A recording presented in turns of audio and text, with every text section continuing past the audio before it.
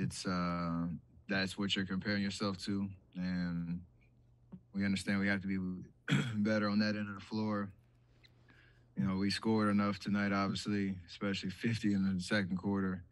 But you're giving up 70 something and allows them a little bit of life to think that, a couple runs can get them back in the game. That's what happened, in the fourth. So it's we balancing like our expectation of how we should play and the pride around our defense, but also understanding that you have, you know, six guys coming off the bench that have established roles, for us this year that didn't necessarily have it last year. And you have to develop chemistry and get the reps in, and hopefully we can win in the process of learning. So, um, that's the process we have to go through, and we're going through it. Were you sitting in that fourth thinking you were done for the night? Yes. But I guess what was that like? I guess what did you see from the bench unit that allowed them to get back in it and going back onto the floor for that fourth? Were you guys cold? I mean, did you sense you guys were kind of cold? Kind of same thing. Like we have five guys out there that they're in a spot of opportunity, but it is a tough spot to play at the level that they need to on both ends of the floor.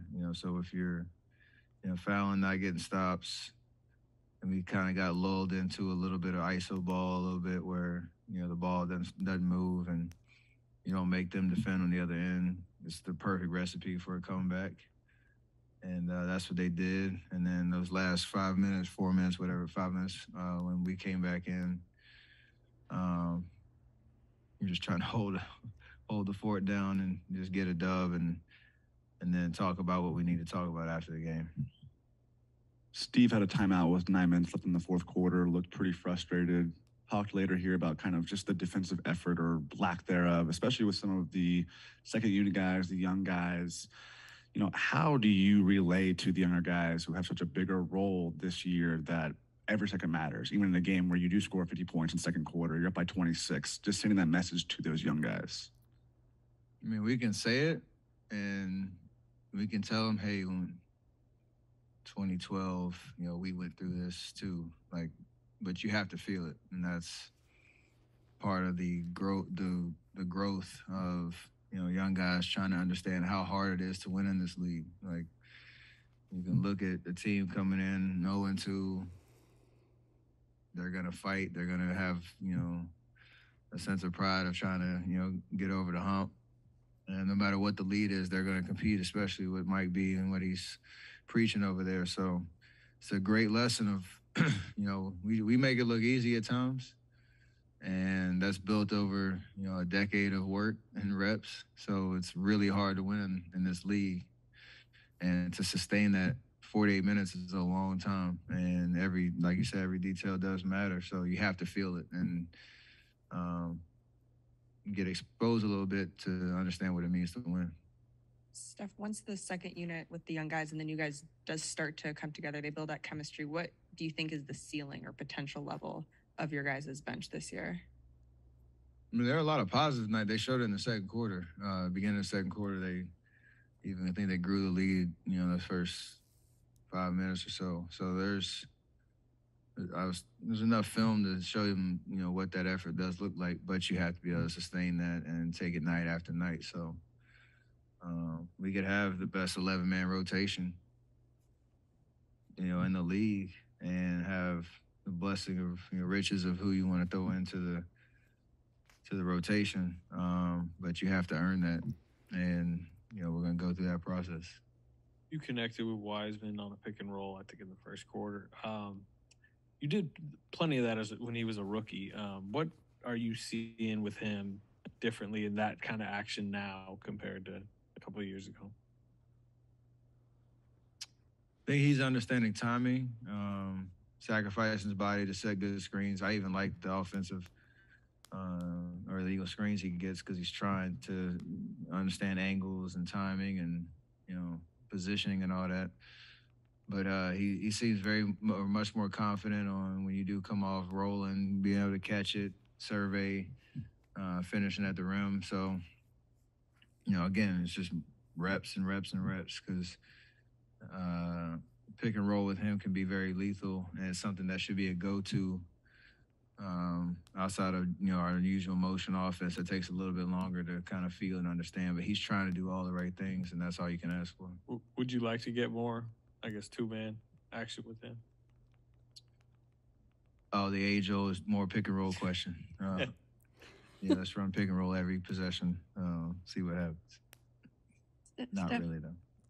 along the lines of things, coming together and things taking time and chemistry and all, Draymond and Clay have also been on a minutes restriction early on. So does that sort of, you don't get in quite the same rhythm yet until they're playing their regular time too, right? I mean, that factors into it a little bit. 100%. We knew that going into the season, however long it was going to take for them to get to their usual runs and the patience that comes with that to know everybody's going to have an opportunity. I think for Draymond, he's found, that burst when he's out there pushing the transition, his defensive presence, but he's playing with a lot of energy in those minutes. And then Clay obviously as well. I think he's gotten hot a couple runs during his restricted minutes and all that. I think it's frustrating for him just because you're trying to balance like him being a threat to score, but also looking at the clock and saying, "Oh, I only got so many possessions," and you're trying to balance it all. So, it's part of where we are and what's necessary to keep the big picture in mind. But there are some frustrations around that for sure. You want to play. Everybody wants to play. Your five-man starting lineup had never played a second together before the playoffs last year. How quickly do you remember that kind of clicking? And I mean, you guys really, since the playoffs, been pretty much the best five-man unit in basketball. Does it feel that way? Yeah, we won a championship, and a lot of that is because of how we performed. It's again built on the experience of knowing how we play over the course of the last decade. Loon and Wiggs plugging holes and playing at a very high level, with us three. So there's a lot of confidence in that no matter what the situation is, we can find a lot of chemistry there.